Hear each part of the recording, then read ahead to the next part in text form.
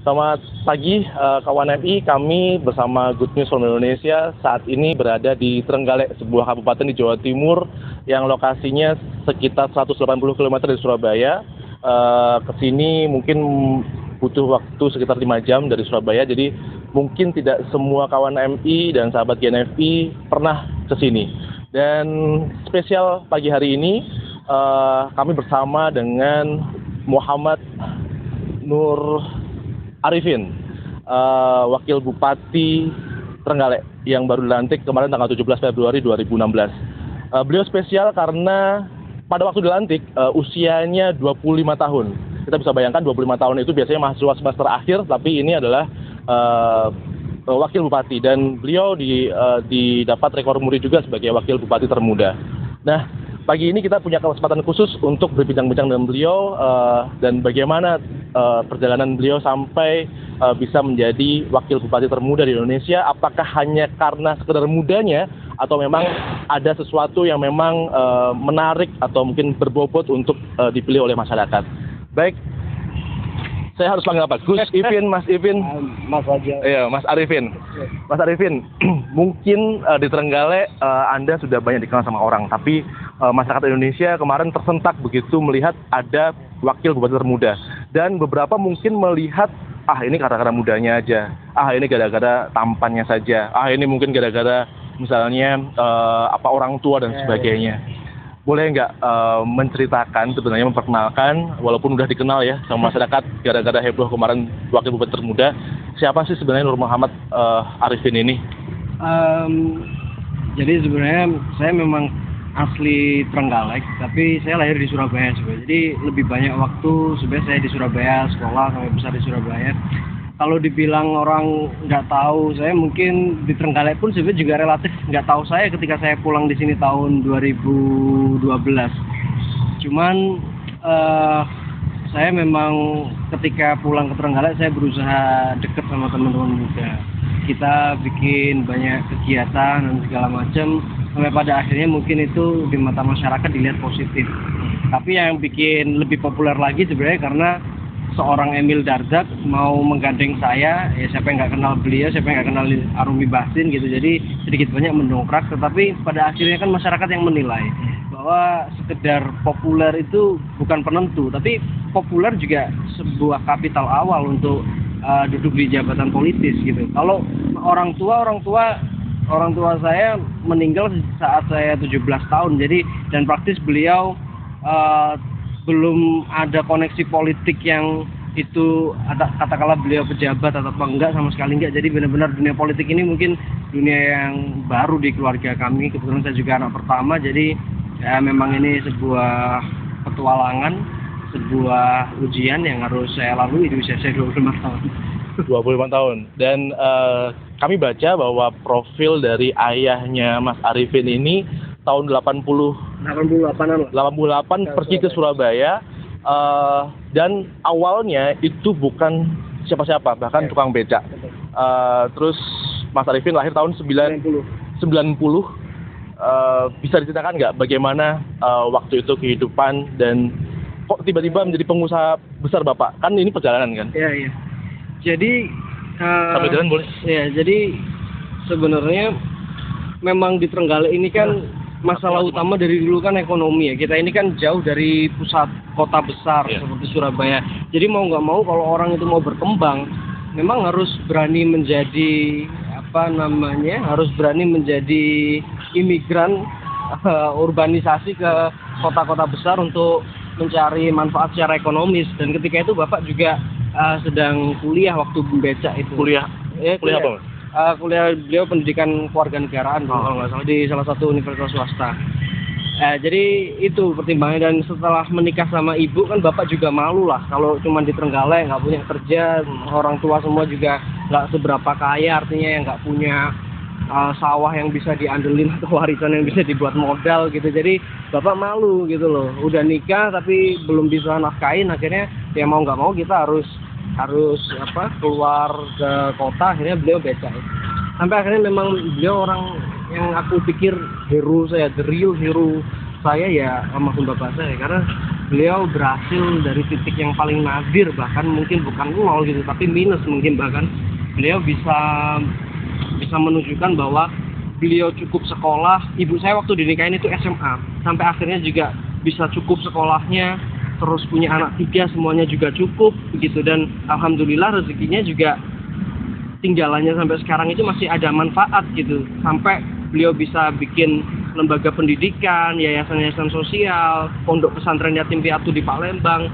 Seperti itu bagi saya itu nggak semua orang lah bisa mencapai stage seperti itu gitu. Jadi saya pikir beliau memang contoh lah bagi saya, niru. Bapak kan meninggal usia Mas Ipin 17 tahun, artinya tahun. pada 40 tahun, masih 40 muda tahun. sekali ya.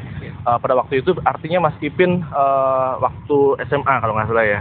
Ya, semester pertama. Artinya kehidupan pasti akan berubah pada waktu itu. Mungkin itu juga yang menempa Mas Ipin untuk mengambil tanggung jawab, entah itu mungkin tanggung jawab usaha mungkin meneruskan atau keluarga. Ya memang, tapi saya percaya selalu bahwa rencana Tuhan itu paling baik. Meskipun saya merasa ini sebuah jebakan Tuhan sebenarnya. Jebakan Tuhan. Jadi kita dijebak untuk dipaksa untuk mungkin jadi lebih dewasa, karena waktu itu Bapak sudah membawahi ratusan orang begitu, dan ketika beliau meninggal ini kan sebuah hal yang sulit. Katakanlah Bapak mulai tahun 88 merintis jadi tukang beca, dan saya merasakan beliau di titik sukses itu ketika tahun-tahun masih 2004-2005 lah. Artinya pas waktu bawa beca Mas Ipin pernah lihat. Saya sempat beberapa kali waktu TK itu masih keingetan diantar naik beca. Ya, dan kalau ibu dulu ke pasar untuk kadang-kadang jual-jualan apa gitu, ya kita naik beca gitu. Jadi di pasar Wonokromo di Surabaya sana. Tapi itu nggak berlangsung lama. Bapak setelah itu langsung jadi marketing barang-barang produk-produk rumah tangga, sampai akhirnya punya perusahaan sendiri yang bergerak di bidang direct selling alat-alat rumah tangga gitu. Nah, kembali ketika Bapak meninggal, ya memang sulit gitu. Orang taunya Bapak yang merintis semua ini gitu. Ibu nggak ikut-ikutan, apalagi anak-anaknya. Dan Bapak aja pontang-panting kayak gitu puluhan tahun gitu. Apakah anaknya bisa gitu? Jadi semuanya serba nggak percaya, kayak serba nggak mungkin gitu. Tapi saya punya keyakinan bahwa kalau hanya untuk sekedar menjalani hidup kaya, waktu itu saya bisa berpikir aset-aset ini aku depositiin, terus aku makan dari bunganya aja gitu, mungkin cukup gitu. Tapi Bapak tidak berjuang untuk itu, tetapi dia mulai dari titik nol, bisa membuat lapangan pekerjaan, dia bisa menyekolahkan orang lain gitu, memberi beasiswa ke orang-orang lain. Kebermanfaatannya itu yang sebenarnya legacy yang paling berat bagi saya. Jadi ibaratnya Bapak saya ini sudah membangun sebuah amal jariah. Kalau saya nggak bisa meneruskan, itu dosa besar bagi seorang anak. Doa saya aja belum tentu kabul gitu. Beliau sudah punya tinggalan seperti ini, tinggal melanggengkan apa-apa yang sudah jadi amal beliau. Ngasih orang ke lapangan pekerjaan kan amal itu, Bu. Sekarang cari kerja sulit. Belum lagi kalau yang sosial yang lain bikin lapangan yayasan pendidikan, terus beasiswain orang dan segala macam, itu kan manfaatnya luar biasa. Nah kalau sekedar nerusin kayak gitu aja saya nggak bisa, itu yang bikin saya dosa terbesar. Jadi saya waktu itu berpikirnya hanya begini, kalau aku memang merasa kehilangan Bapak, kalau aku memang merasa cinta sama Bapak, ya apa yang sudah menjadi tinggalannya ini harus aku terusin. Apapun yang terjadi, resiko apapun, kita harus ambil. Terus ketika memutuskan untuk terjun, mungkin apakah ini sudah terencana atau mungkin Bapak pernah berpesan apa terhadap tanah leluhur di sini? Sebenarnya saya dulu punya cita-cita jadi militer gitu. Saya sempat pengen sekolah di SMA Taruna, pengen jadi tentara ketika itu, karena waktu itu motivasi Bapak sejak saya SD, dia selalu memacu, ayo Le, jadi tentara. Presiden-presidennya Indonesia itu dulu awal-awal semua pejuang gitu. Bung Karno meskipun secara ofisial nggak tentara, tapi dia juga termasuk pemuda yang terlibat dalam beberapa peperangan, beberapa revolusi. Jadi juga bisa dibilang semua waktu itu civil society ketika itu semuanya tentara gitu. Pak Harto juga tentara gitu. Terakhir ini Pak SBY juga. Ya itu konsepnya Bapak, karena beliau mungkin kuliahnya di pendidikan kewarganegaraan ya gitu. Ya jadi waktu itu saya hanya ingin jadi tentaranya aja sebenarnya. Dan nggak tahu kenapa panggilan itu, inspirasi Bapak itu seakan melengkapi saya. Saya itu gini, duduk di meja perusahaan itu tidak membuat saya bahagia. Artinya begini, meskipun secara ekonomi saya mungkin cukup, keluarga mungkin cukup, tetapi ketika ada hal-hal yang tidak bisa kita lakukan, kita kan punya keterbatasan. Contoh gini, ada orang ngelamar pekerjaan. Begitu kita tahu di situ sudah full dan yang lamar itu katakanlah saudara dan segala macam, dia kebingungan cari kerja, di situ sakit banget rasanya hati itu. Ini masih ada orang kayak gini, bingung cari kerjaan, bingung cari makan dan segala macam. Itu rasanya kalau nggak bisa bantu mereka itu kayak hidup lu kayak nggak berguna banget gitu. Akhirnya waktu itu saya mutusin di Trenggalek, saya sisihkan sebagian keuntungan dan juga hasil saya pribadi kita gunakan untuk ekonomi bergulir ke teman-teman muda. Jadi konsepnya gini, ada sebuah modal digulirkan untuk waktu itu untuk pertanian organik jahe merah, dan begitu nanti mereka dapat hasilnya mereka bawa, inti modalnya ini nggak usah dikembaliin ke saya, tapi nanti akan digulirkan lagi ke teman-teman yang butuhin gitu. Nah, jadi mungkin dari yang seperti itu akhirnya masyarakat Trenggalek sendiri juga akhirnya melihat gitu, apakah ini bentuk sebuah kepedulian atau apa. Tapi waktu itu niat saya hanya satu, karena saya nggak puas aja gitu duduk di belakang meja dan hanya bisa mikirin gimana untungku, gimana kesejahteraan karyawanku. Tapi ketika kita hidup itu harus bermasyarakat, itu nggak sesimpel itu perasaannya. ada yang ganjel gitu, ada yang nggak enak gitu. Tapi sejak kapan sebenarnya persisnya Mas Ipin sampai kepikiran untuk jabatan politik? Apakah udah terpikirkan jauh-jauh hari, atau mungkin ada sebuah momentum yang membuat Mas Ipin, saya harus maju nih? Jadi saya sekali lagi bilang, ini jebakan Tuhan. Semuanya kadang berjalan tanpa direncanakan, tapi ada intuisi yang tiba-tiba mendorong sangat kuat. Saya pun juga nggak pernah berpikir. Awalnya kita cuma berpikir teman-teman muda ini bisa ngasih apa nih gitu ke bangsa dan negara ini gitu. Jadi nggak harus politik kekuasaan sebenarnya. Saya selalu bilang ada politik kebangsaan, ada politik kerakyatan yang siapapun bisa melakukan itu tanpa harus punya jabatan politik sebenarnya. Tetapi momentum momentum anak muda, terus banyak anomali di perpolitikan kita, itu mungkin membuat persepsi masyarakat akhirnya juga perlahan-lahan itu mengerucut gitu pada gerakan yang awalnya ini hanya mengisi kepuasan batin saya sebagai seorang anak muda bahwa saya pun juga harus punya karya dan dirasakan manfaatnya. Itu akhirnya dilihat sebagai sebuah proses politik gitu, sehingga akhirnya mengerucut, akhirnya partai-partai melihat dan segala macam, semuanya menjadi proses yang akhirnya harus mendorong saya untuk membuat keputusan yes or no gitu, sekarang atau enggak sama sekali gitu, sama Emil apa enggak kan gitu juga. Ya akhirnya banyak keputusan-keputusan yang harus kita ambil, yang itu berdasarkan ya sudahlah, ini memang waktuku harus ambil ini. Tepatnya sebenarnya tahun berapa atau berapa tahun yang lalu Mas Ipin kan awalnya kan memang Bapak meninggal, terus berkuliah, terus harus mengelola usaha dan mengembangkannya sampai ada bersentuhan dengan masyarakat. Saya kembali ke Trenggalek itu sekitar tahun 2012. Sebenarnya bukan rentang waktu yang cukup lama ya. Jadi saya 2012 sampai 2013 itu fokus di usaha 1 tahun di sini, kita benahin manajemen yang ada di sini. Karena lini-lini yang lain kan sebenarnya sudah jalan, cuman di sini kan fokusnya di produksi nih yang di Trenggalek ini. Kita coba 1 tahun di perusahaan, lalu mulai tahun 2013 sampai 2014 itu kita berproses keluar, artinya saya sama teman-teman muda dan segala macam itu saya mulai gaul lah di luar. Nah, tapi kan proses 2013-2014 itu banyak sekali dinamika politik, mulai dari pileg, pilpres dan segala macam. Dan saya selalu sama teman-teman muda juga sedikit-sedikit berkontribusi di hajatan-hajatan itu gitu. Ya menggelar event-event sosial gitu. Ada kalau kita ada kumpulan terus calonnya sama, biasanya kita lakukan soft campaign gitu. Kayak waktu Ramadan Pilpres itu kita bikin travel box, di atasnya ada band, kita keliling sambil pesan damai, pemilu damai, sambil bagi-bagi takjil, kayak gitu. Jadi akhirnya memang ada sedikit dalam tanda kutip politiknya akhirnya dilihat sama orang. Jadi akhirnya ketika orang kita muter-muter gitu, kebetulan saudara saya ada yang maju jadi caleg juga di sini gitu. Jadi kemarin juga sempat campaign gitu. Jadi orang melihat akhirnya setiap yang saya lakukan itu selalu kampanye gitu. Tapi ya sudah lah gitu loh. Esensinya kita hidup kan kita dari lahir ceprot memang harus kampanye memang. Oh Tapi gitu. loh, Gimana tuh? loh, kita memang lahir ceprot itu memang harus kampanye. Loh, kenapa? Karena kita kan di dalam konsep berketuhanan kita di agama apapun saya yakin ada konsep hereafter, hari setelah ini, di mana kita nanti akan dinilai dan segala macam. Nah, untuk mendapat penilaian baik kan kita harus kampanye.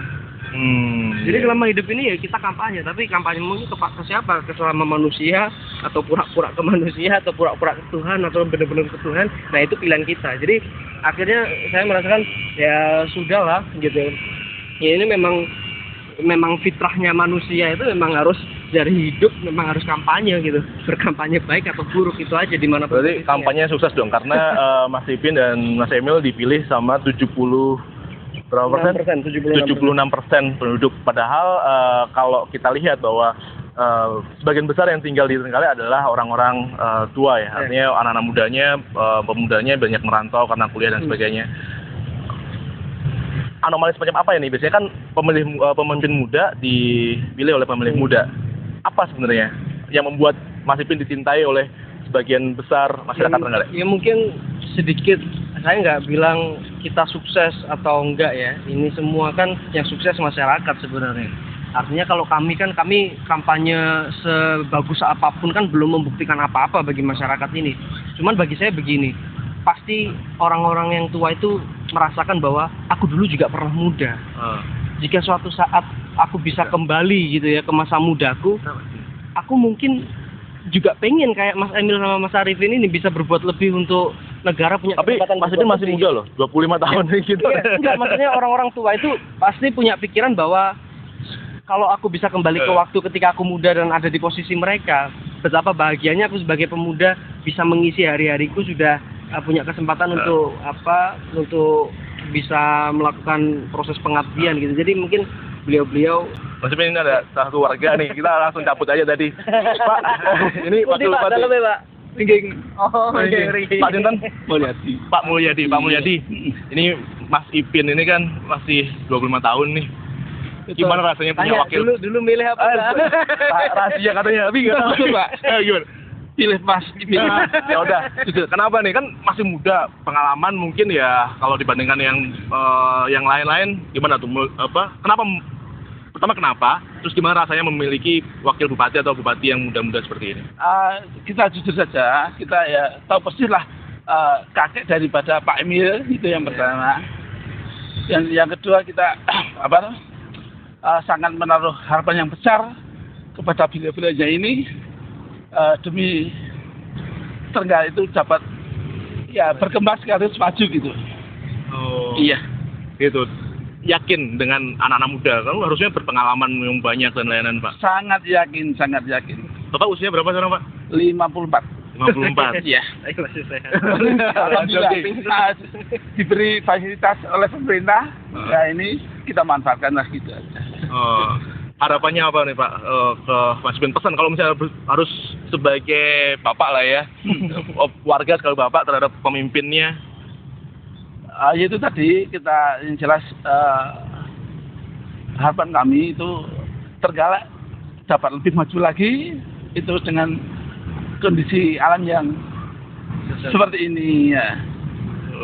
Gitu. Ya, itu saja. Apa yang mau disampaikan ke warga Mas? Ya sebenarnya ini kan 76% ini doa yang luar biasa. Apalagi saya kemana-mana selalu bilang, Pak, Bu, kalau niki putu, kalau niki nggih putrane jenengan. Terus ya yang saya harapkan doa dan dukungan masyarakat. Dan saya pikir kalau kita itu anak muda, banyak orang yang care, peduli. Ya minimal khawatir, bener bisa nggak sih anak-anak muda ini? Ya bagi orang lain itu kerugian, tapi bagi saya ini penting. Kalau ada orang yang khawatir, berarti ada orang yang peduli lah. Kalau orang peduli, berarti mau nggak mau nanti pasti bantuin kita. Dan saya yakin masyarakat itu sekarang punya gairah untuk semuanya jadi subjek gitu loh untuk sama-sama ya, contoh lah kita pemerintah yang sebelumnya bikin alun-alun seperti ini ya. Contoh kalau nggak ada masyarakat yang mau jalan-jalan, nggak ada masyarakat yang mau olahraga di sini, kan sama aja ini anggaran pemerintah yang useless gitu. Jadi mereka dengan hadir di sini setiap pagi ngeramein alun-alun itu juga bagi saya bentuk partisipasi masyarakat yang positif. Jadi pemerintah pun bisa mempertanggungjawabkan bahwa apa yang mereka spending itu benar-benar ada manfaatnya buat masyarakat. Coba kalau di sini sepi, ya kita sama aja buang-buang duit dong gitu. Daripada gitu mending dibagi-bagi aja kan gitu. Ya, jadi maksud saya saya tahu lah gitu. Kalau anak muda itu harapannya bisa dituturi, bisa diberi pesan-pesan, bisa diberi masukan. Dan positifnya bagi saya karena saya muda, banyak yang mengkhawatirkan ini bisa beneran apa enggak.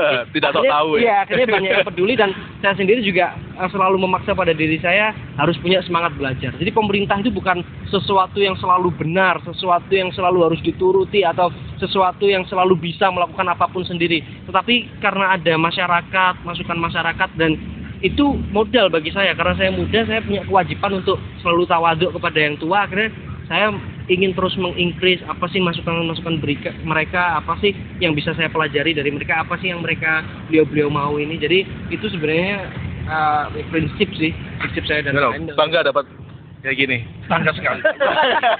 Bangga sekali. Ya mudah-mudahan bisa mewujudkan harapan dan kebanggaan itu ya Mas, gak terjebakkan. Pak Tusun Pak, kita keliling lagi. Kalungnya putih Pak. Pogalan Pogalan. Pogalan nggih. Pogalan nih. Nggih pogalan pun dusunipun. Nggih. Kita pagi ya jalan-jalan di sini. Emang Pak fasilitas yang cukup bagus. Ini banget sekali ya. Iya, siap. Iya Pak. Penting jaga kebersihan. Iya, ya nanti diingatkan aja Pak kalau misalnya ini. Saya bisa SMS. Baik, kita keliling dulu Pak. Ya Mas Ipin. Oke, masyarakat udah oke. Kayaknya kita kemarin juga berkeliling ya, pemuda juga sangat antusias sama Mas Arifin. Bagaimana melihat pemuda, potensinya dan sebagainya?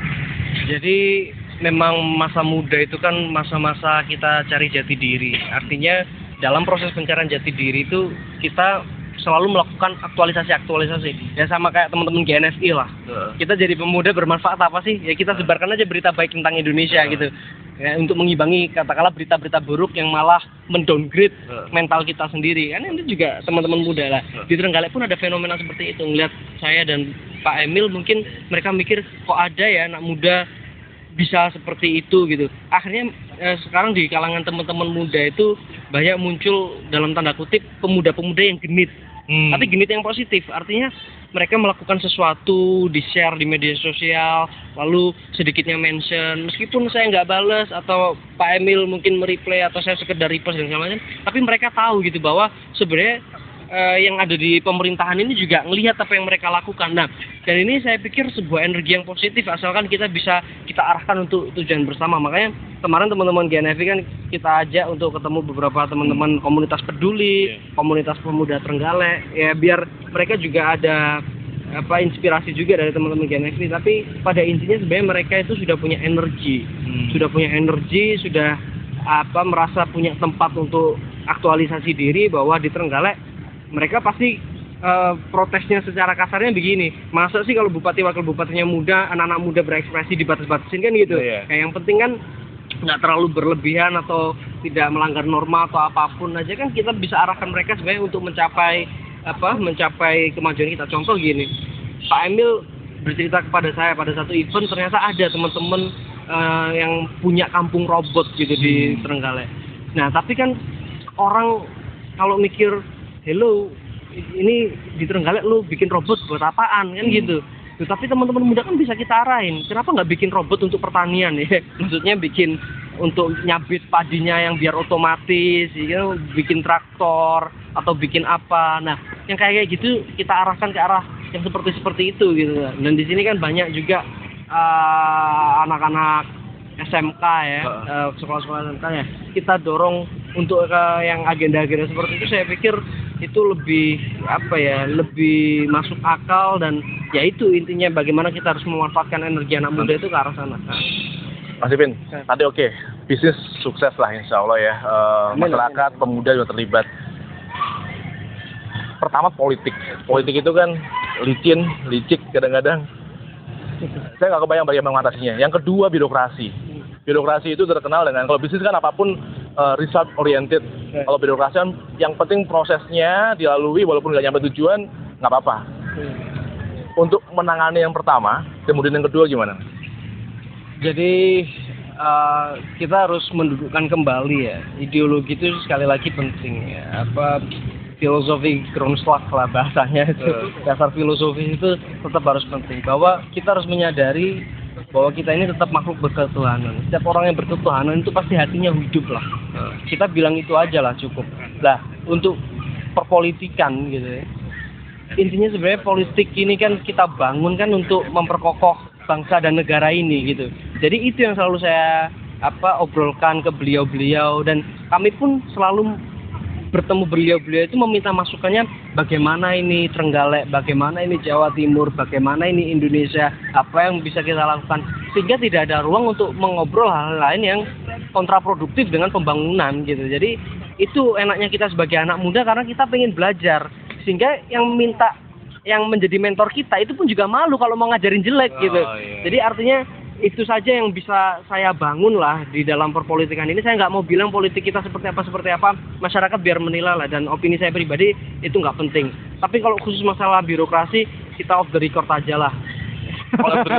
On the record. Ya, off the record. Artinya masih proses. Ya, artinya beginilah. Saya juga on the record, Mas. ya, saya juga nggak mau bilang apakah birokrasi seperti yang dikatakan masyarakat baik atau buruk atau bahkan buruk sekali dan segala macam. Itu semua tergantung perspektif kita melihat seperti apa. Tapi saya punya keyakinan bahwa kalau pucuk pimpinannya benar, pucuk pimpinannya bisa menahan diri, pucuk pimpinannya bisa konsisten, saya pikir birokrasi pun juga Ini ada anak-anak yang tadi ngelihat. Oke, artinya dituliskan dulu Mas, birokrasi gimana? ya, jadi saya pikir kalau pucuk pimpinannya bisa menahan diri, bisa konsisten, tidak melakukan hal-hal yang di luar norma yang positif, saya pikir mereka pun akan melakukan hal-hal yang di luar di luar kepatutan juga punya kontrol. Artinya butuh teladan dari pemimpinnya. Iya. Dan apalagi kalau yang ngasih teladan anak kecil gitu. Jadi itu yang kecil aja bisa kayak gitu. Masa kita yang sudah gede, yang sudah dewasa, masa nggak bisa sih kayak gitu. Pak Emil aja yang masih 31 kayak gitu, Pak Arifin 25 kayak gitu. Masa yang gede nggak kayak gitu ya. Jadi ya itu aja sih hal-hal simpel yang saya harapkan bisa membentuk sebuah budaya yang positif. Jadi kita sendiri juga nggak mau sok tahu, juga nggak mau sok gurui, jadi kita bareng-bareng lah, gotong royong lah prinsipnya. Oke, ini ada anak-anak SD dari SD Negeri 1 Serodakan. Ya, kita memang sedang berada di alun-alun Kota Kabupaten Trenggalek yang merupakan pusat Kota Trenggalek, dan ini strategis sekali lokasinya. Ada Masjid Agung, ada pendopo kabupaten, ada beberapa sekolahan di sini, dan kita bisa melihat bahwa menganggapnya gimana? Dek, ada komentar nggak tentang siapa namanya? Ayo, tahu nggak? Arifin. Siapa? Mas Arifin. Ada yang mau ini nggak? Nyampein sesuatu nggak ke Mas Arifin? Ayo, siapa? Ayo. Ini ya. Ayo. Apa? Seneng nggak punya ini? Jabatannya apa jabatannya? Wakil apa? Presiden. Amin. Wakil Bupati. Oh iya. Pengen nggak jadi seperti Mas Arifin? Pengen. Mau nyampein apa? Mau minta apa ke Mas Arifin? Untuk membuat Trenggalek lebih maju. Wah, harapan generasi umurnya berapa, Dek? Umur 12 tahun. 12 tahun berarti sekitar 13 tahun lagi bisa jadi Wakil Bupati. Amin dong, amin. Amin. Ya. Semangat ya. Semangat. Mau nyampein suatu nasihat atau apa? Ya, teman-teman muda, jadi kalian itu sebenarnya adalah adalah penulis sejarah di masa depan. Jadi kita nanti kalau Mas Arifin ini sudah tua gitu, yang punya tanggung jawab besar untuk ngopeni Trenggalek, ngopeni Jawa Timur, ngopeni Indonesia itu ya teman-teman muda ini. Makanya saya pengen teman-teman muda nggak cuman sekolah belajar matematika, belajar bahasa Indonesia atau pelajaran-pelajaran yang lain, tapi lebih kepada belajar punya keyakinan untuk bisa jadi seseorang yang sukses. Sepakat? Yakin sukses? Sukses! Oke, Ya, makasih tepuk tangan. Iya, Mas Ipin, sebenarnya masih banyak sekali yang pengen dieksplor dan karena kita punya berbagai referensi yang kita perlu klarifikasi lagi, tapi kayaknya waktunya nggak mungkin kan ya mau ada kunjungan. Dan mungkin ada hal terakhir yang mau disampaikan untuk, bukan terakhir sih, hal pesan ini dari Trenggalek nih. Pesan apa dari Trenggalek untuk Indonesia ataupun dunia yang ingin Mas Ipin sampaikan? Nanti yang ada yang satu lagi, tapi ini dulu. Ya, khususnya saya lebih berpesan ke teman-teman yang masih merasa inferior ya, bahwa jangan pernah merasa inferior. Kadang seseorang yang besar atau hal-hal besar itu kadang malah berasal dari sesuatu yang kecil atau dari bangsa yang mungkin dianggap kecil. Contoh, kita punya Soekarno, itu legacy Indonesia untuk dunia.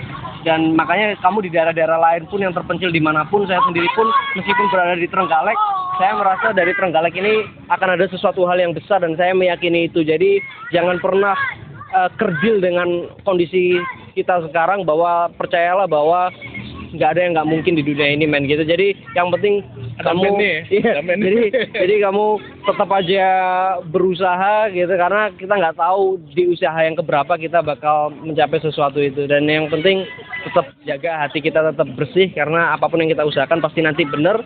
Dan kalau hati kita bersih pasti ditolong Tuhan, dan pertolongan Tuhan itu nggak mungkin mencelakakan. Itu aja.